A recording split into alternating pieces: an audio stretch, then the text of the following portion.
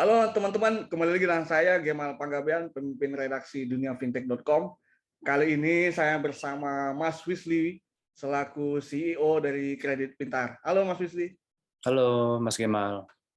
Jadi hari ini kita akan bertanya-tanya nih, mengulik-ngulik apa sih sebenarnya tujuan atau langkah-langkah yang dilakukan oleh Kredit Pintar tentang pemotongan suku bunga. Baru-baru ini Kredit Pintar menurunkan suku bunga pinjaman menjadi 5,17%. Ini bisa dijelaskan secara lengkap nggak? Oke, thank you. So jadi seperti yang kita ketahui ya, dari Asosiasi Fintech sudah mengeluarkan peraturan untuk industri fintech lending legal untuk memangkas suku bunga dari yang awalnya 0,8% per hari menjadi 0,4%. Kredit Pintar mengurangi suku bunga kepada peminjam adalah langkah dari kami untuk merespon peraturan tersebut, di mana kami melihat dengan penurunan suku bunga ini akan membedakan kita dengan fintech legal yang akhir-akhir ini sangat ramai ya, dan banyak sekali ternyata masyarakat yang masih belum bisa membedakan antara legal dan ilegal. Jadi harapan kami dengan penurunan bunga yang kami lakukan, masyarakat dapat lebih membedakan, dapat lebih mudah untuk mengidentifikasi mana yang legal, mana yang tidak, salah satunya dengan suku bunga yang rendah yang dilakukan oleh fintech lending legal, Mas. Oke, berarti memang tujuannya untuk salah satunya untuk memberantas fintech legal ya Mas ya. Karena memang ininya tinggi banget ya, kalau fintech legal bunganya memang tinggi banget ya. Betul, betul. Mungkin beberapa fintech ilegal yang pernah saya sendiri lihat dan saya sendiri pernah coba-coba cari tahu, ada yang memberikan bunga sampai 3 dan sampai 5% per hari. 3-5% per hari. Luar biasa juga ya. Jadi sangat mencekik masyarakat, sangat membebani. Dari situ ya saya lihat adanya fintech lending yang legal yang memberikan bunga murah sebagai alternatif lah, akses kepada kredit buat masyarakat. Oke, nice, mantap. Ya. Terus apa aja yang mendasari penurunan suku bunga ini Mas, selain fintech legal tadi? Mungkin ada tujuan lain nggak? Mungkin misalnya untuk mengincar customer baru atau mungkin untuk melihat potensi Indonesia atau bagaimana? Selain daripada fintech legal tadi. Oke. Mungkin alasan yang utama adalah untuk kepatuhan terhadap peraturan yang sudah diterbitkan. Lalu yang kedua adalah memberikan insentif yang lebih kepada peminjam yang sudah kami layani selama ini, agar dapat menikmati bunga yang lebih ringan, Mas Gemal. Tentunya nanti akan berimbas kepada user retention dan juga user experience yang sangat penting buat kami. Oke. Terus kalau tenor 5 itu kan kalau di berita kan tenor 5,17% atau tadi 0,4% per hari.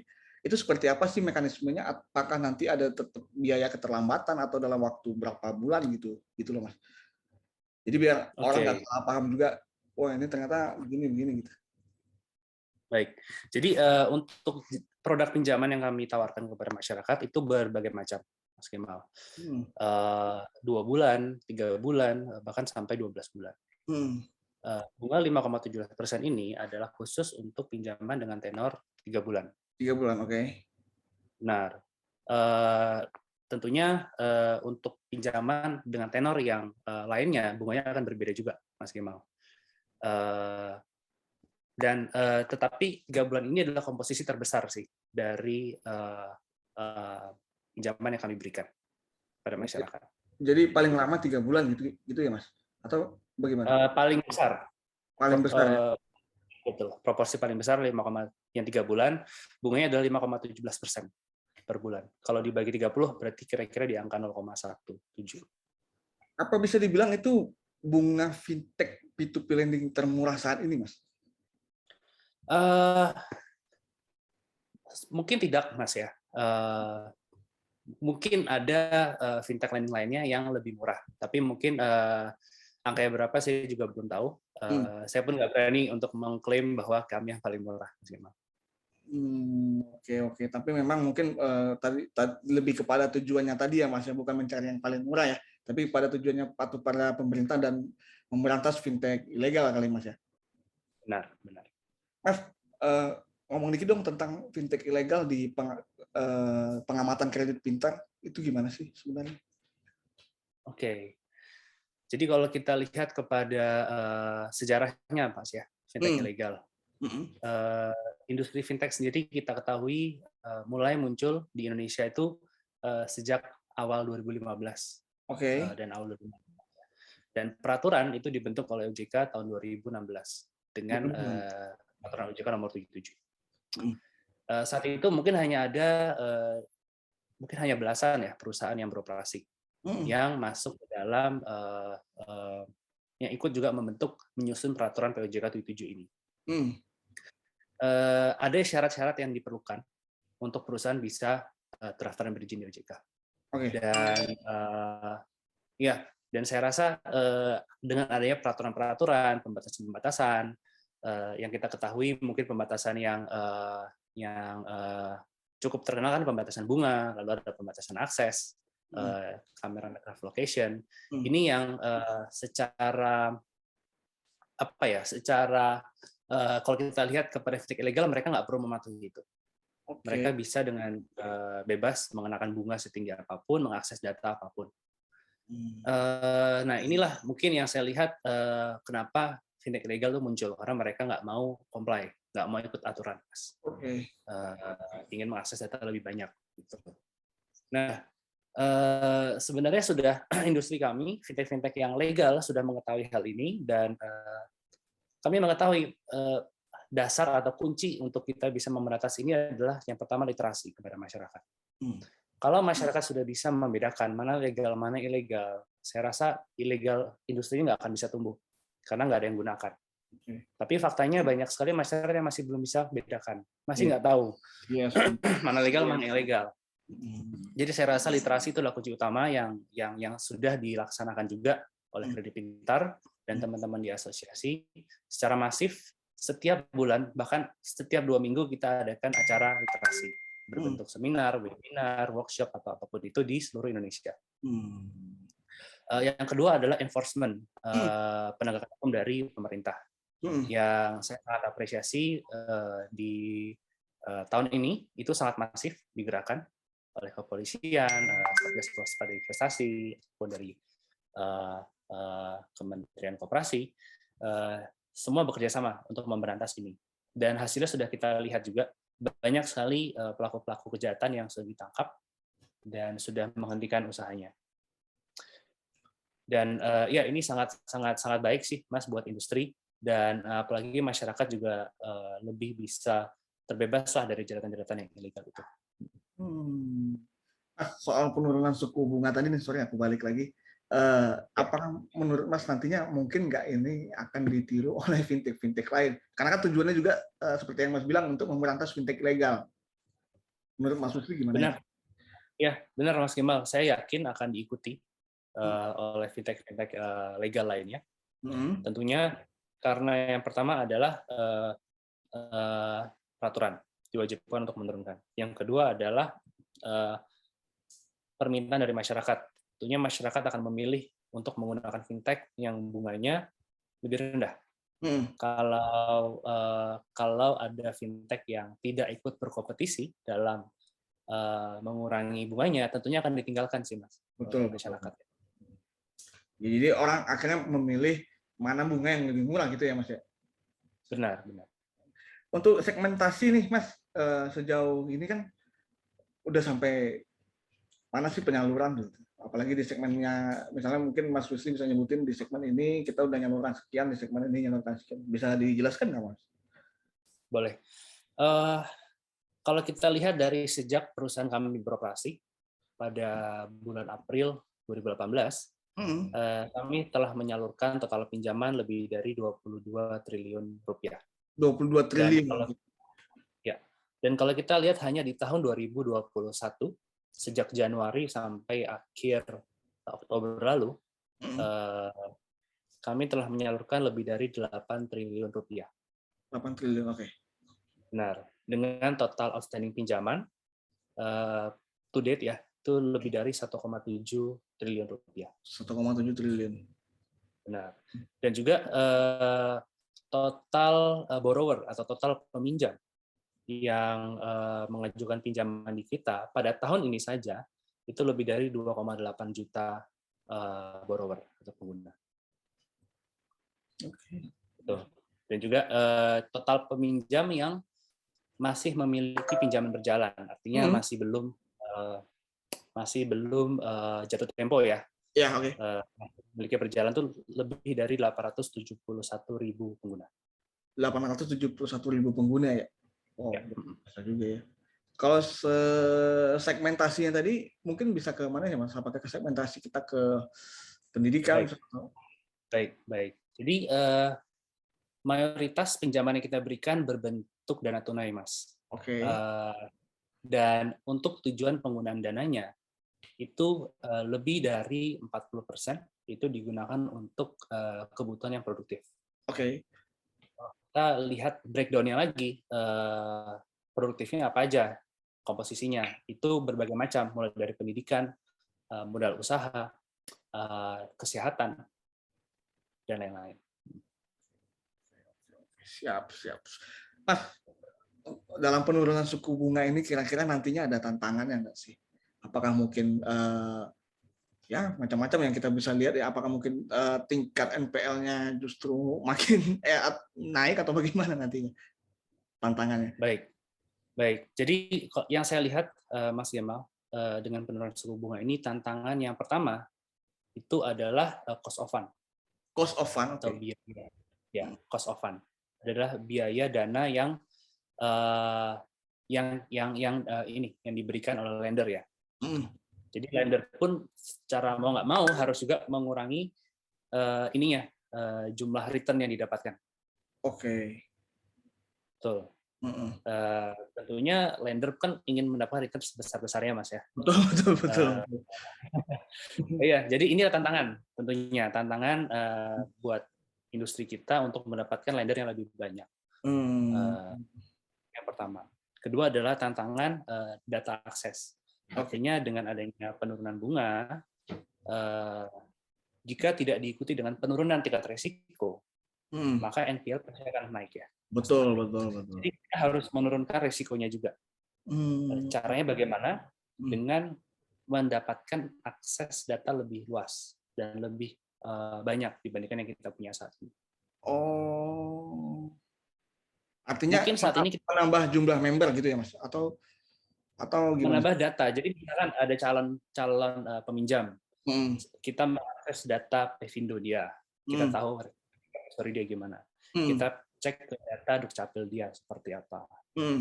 Nah, kalau industri kita bisa mengakses data yang lebih luas, contoh ya, data e-commerce, data telco atau data utilities, PLN, PDAM, yang membantu berguna untuk industri kita agar bisa mengakses risiko lebih akurat, lebih baik lagi kepada calon peminjam.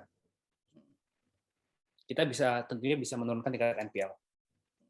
Nah, jadi kalau saya lihat tren-tren yang akan timbul ya di industri kita adalah semakin banyak perusahaan-perusahaan fintech lending ini akan berkolaborasi dengan pemilik data. Contoh PLN, PDAM, BPJS, mereka punya data jutaan orang, Mas. Betul. Data tersebut kan selama ini belum dimonetize, belum dimanfaatkan. Jadi saya rasa trennya akan lebih ke sana. Mereka bisa memonetize datanya, di mana bisa menghasilkan revenue, mendapatkan uang, omset dari data yang dia punya, dan fintech lending pun bisa mendapatkan informasi data yang dimiliki mereka agar bisa mengakses risiko lebih baik lagi kepada calon peminjam. Oke, siap. Mas, kalau kita tadi bicara tentang tantangan nih, kalau lihat potensinya dengan penurunan suku bunga ini kira-kira seperti apa ya? Tentunya kalau kita lihat Mas, dengan adanya penurunan bunga ini, ada satu segmen yang sudah kita layani selama ini itu akan ditinggalkan oleh industri. Segmen yang saya maksud adalah segmen dengan calon peminjam dengan tingkat risiko yang tinggi ya. Karena bisnis fintech lending ini basisnya adalah risk based pricing. Jadi tentunya calon pengguna dengan risiko tinggi akan diberikan bunga lebih tinggi. Calon pengguna dengan risiko lebih kecil diberikan bunga lebih kecil. Karena ada pembatasan ini, pengurangan bunga ini, maka ada satu segmen yang akan ditinggalkan pastinya, yang tidak dilayani kembali.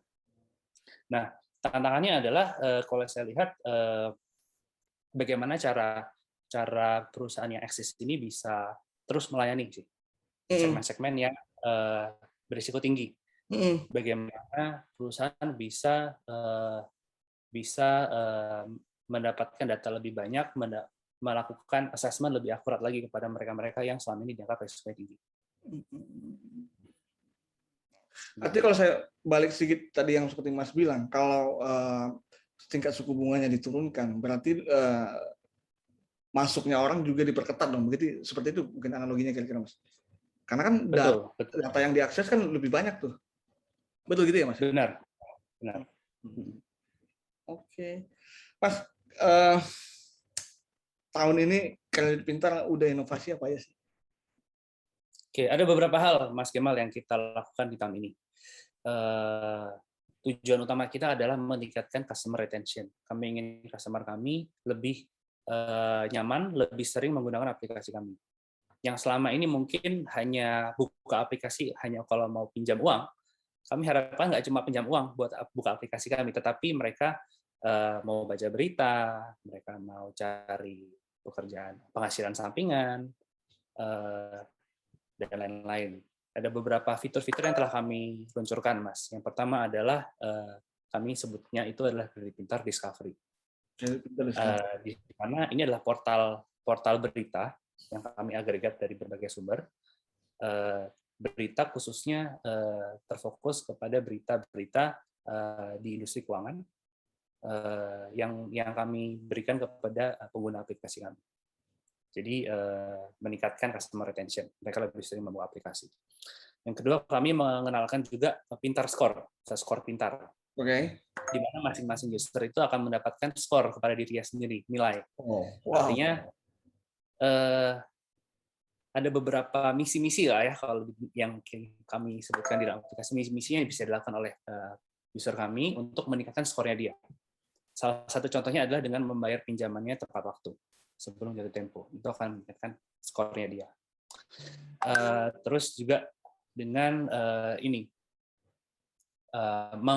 mengupload atau menghubungkan data-data kartu keluarga, NPWP yang sifatnya opsional. Ini akan meningkatkan skornya dia. Di mana data ini kan buat kami sangat berguna untuk mengakses tingkat risikonya dia, Mas. Terus ya berbagai macam hal di mana poin ini nanti bisa ditukarkan dengan voucher-voucher, diskon ataupun pulsa dan sebagainya. Oke, Mas, soal literasi yang berhubungan dengan literasi yang sudah dilakukan Kredit Pintar khususnya di tahun ini, mungkin apa bisa jelasin dikit, Mas? Baik. Jadi kami telah melakukan atau mengunjungi lebih dari 20 kota di Indonesia. Oke. Mayoritas adalah di luar Pulau Jawa dan Bali. Oke. Kami melakukan seminar, kami melakukan workshop, webinar, pelatihan kepada lebih dari 2.000 mahasiswa dan masyarakat yang menghadiri ya secara acara kami. Dan nggak cuma itu, kami juga aktif banget di dalam sosial media kami, dan juga kami aktif juga mempublikasi di portal-portal media pasar kita informasi tentang menghindari fintech ilegal, dan juga informasi tentang bagaimana mengenali lah fintech yang legal. Mas lihat tahun 2002 nanti kira-kira gimana ya? Potensi dan tantangan lah gitu. Apalagi kan era pandemi pelan-pelan sudah mulai berakhir nih. Orang juga udah keluar rumah lagi, orang udah bikin aktivitas di luar lagi, orang udah bikin usaha lagi, udah jalan, kafe udah kelihatannya udah ramai. Menurut Mas Wisli gimana? Baik, harapan kami, Mas, jumlah infeksi COVID nggak akan meningkat lagi. Mudah-mudahan bisa tetap dijaga rendah ya. Amin. Iya, walaupun kalau kita lihat di saat ini ya, di Eropa, di Jerman, itu angkanya mulai meningkat. Ada gelombang ketiga dan keempat. Yes. Apalagi di akhir tahun ini, Nataru, banyak sekali warga kita yang berlibur, keluar kota, keluar negeri, yang yang berisiko ya, berpotensi membawa virus dari luar negeri ataupun dari luar kota ke kotanya. Harapan kami kalau COVID tidak PPKM tidak diperpanjang, tidak diperketat lagi, ekonomi akan memulih dengan stabil. Tentunya tingkat penyaluran pinjaman akan meningkat juga secara industri. NPL pun juga bisa ditekan lebih rendah. Dan juga pastinya outstanding pinjaman akan meningkat, Mas Kemal. Ada proyeksi khusus nggak Mas dari Kredit Pintar? Menyasar apa, terus capaiannya berapa? Ya. Kami sedang mengerjakan ini Mas, untuk target 2022 sedang kami diskusikan internal. Iya, saat ini kami masih belum bisa memiliki angkanya. Yes. Mungkin nanti kalau ketika kita sudah matang, sudah kita rumuskan, nanti akan kita share ke Mas Kemal. Oke, nggak apa-apa. Mas, terakhir ada pesan nggak bagi teman-teman penonton duniafintech.com bagaimana nih tentang pinjaman online, atau mungkin mau kasih pesan supaya teman-teman nggak kejebak pinjaman online ilegal? Oke. Yang pertama saya ingin terima kasih kepada seluruh penontonnya Dunia Fintech ya, telah subscribe, telah follow, mengikuti terus berita-beritanya Dunia Fintech. Saya pribadi sangat senang Dunia Fintech ini sangat aktif di industri fintech lending. Banyak sekali informasi-informasi yang di-capture, dipublikasikan yang penting sekali di dalam portal-portal berita Dunia Fintech. Harapan saya acara-acara ataupun berita-berita seperti ini dapat di-share, disebarkan ke teman ataupun keluarga penontonnya berita fintech, agar informasinya bisa mencapai kepada masyarakat yang lebih luas, agar mereka, sahabat-sahabat keluarga juga dapat terhindar dari fintech ilegal. Ada tips mungkin dari Mas Wisli supaya nggak kejebak pinjaman online atau supaya bagus mengelola keuangan mungkin? Oke, mungkin yang tips untuk menghindari fintech ilegal ya. Yeah. Yang pertama, cek perizinannya, statusnya. Oke. Sudah terdaftar di OJK atau belum. Caranya gimana? Berbagai macam cara. Yang pertama yang paling gampang adalah masuk ke websitenya OJK. Okay. Kita cari namanya, kita cari nama PT dan nama platformnya. Kalau ribet, masuk aja ke websitenya AFI, Asosiasi Fintech Pendanaan Bersama Indonesia. Yes. Di sana mudah sekali, kita tinggal masukin namanya, nanti kan keluar logo, nama PT, dan nama direkturnya siapa. Terus yang paling gampang adalah kalau dia tidak ada di dalam Play Store, itu pasti legal. Yes, benar-benar pasti. Ya. Kalau dia berbentuk SMS, disuruh download APK, ataupun WhatsApp disuruh download APK, jangan percaya, jangan pernah mau. Yes, benar-benar. Iya, dan juga apalagi kalau ditawarkan melalui telepon ya, telepon disuruh, ya itu jangan percaya juga. Jadi itu untuk yang tips menghindari fintech legal. Kalau tips mengatur keuangan adalah pastikan ketika saat meminjam, pinjamannya digunakan untuk hal yang produktif. Untuk yang produktif ya? Benar, untuk memulai usaha, untuk edukasi, untuk belajar, meningkatkan kualitas diri, dan juga pinjam sesuai dengan kemampuan. Jadi kalau meminjam pinjaman sekian, maka akan ada simulasi pengembaliannya per bulan berapa. Pastikan angka tersebut adalah sesuai kemampuan dari peminjam ya. Jangan meminjam melebihi dari kemampuannya. Benar. Apalagi buat yang nggak penting-penting, Mas ya. Betul. Oke, terima kasih banyak loh Mas Wisli atas waktunya. Terima kasih banyak tim Kredit Pintar atas waktunya. Mungkin sampai di sini aja acara kita ya, dialog kita. Terima kasih juga buat teman-teman, terima kasih juga yang udah nonton. Salam. Terima kasih banyak Mas Kemal, terima kasih semuanya. Salam.